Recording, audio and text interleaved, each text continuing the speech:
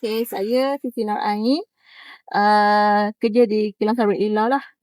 Berumur 40 tahun. Saya 125 Mak Sofi.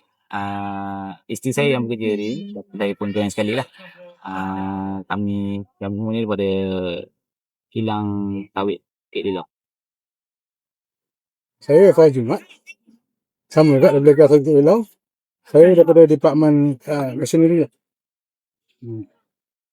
Saya nampak ada boleh kita mengeratkan silaturahim. Kan kadang-kadang tak kenal kan orang-orang baru.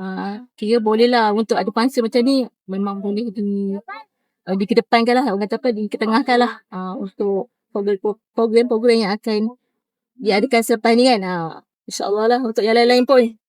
Kita pergi macam communicate kita cari dekat ni, orang baru, orang lama, mereka bergaul lah. Mereka saling, kita banyak program kat ni, banyak teamwork. Untuk good team lah. Okay, dekat Kilang tu memang kita ada banyak department lah. Kan ada pihak pusat, kerja pun ada banyak dia punya bahagian department dia lah. Macam proses, mechanical, security, office. So maknanya bila buat aktiviti ni, dia bercampur semua. Pengusaha semua bercampur. So maknanya dari segi penyebaran tu dapat mengeratkan lagi lah Rahim. Sekali lagi maknanya jadi kita tak kekok lah antara bos ke pekerja ke dah bercampur sekali kan. Main sekali lah. So tak ada masalah. Satu kami. Setakat ni puas hati semua. Makanan pun sedap. Lepas tu pun semua baik-baik. Mudah communicate semua.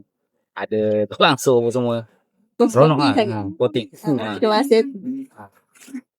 Okay, semua kau boleh ada penambahbaikan sikit lah. Contoh macam tanda ke apa kan untuk so kita tak tahu mana perempuan apa ni lelaki, so bila masuk tu ada sikit lah macam sign dia apa lah. Sign apa. Cita-cita tu boleh ditegakkan tambah baik lah. Dari segi overall okey lah. Cuma tadi pun dah belaga tadi orang kita nak masuk tanda ada lelaki. Jangan masuk. Sebab tak ada sign Rasa seronok dan rasa macam berada di dunia lain sekejap. Sebab kita kena pegang kuat-kuat tangan kan. Jangan sampai terlepas walaupun sakit macam mana. Jangan lepas. Tak tu jangan panik. Nampaklah kita ada kekuatan ikatan untuk yang kita orang ni.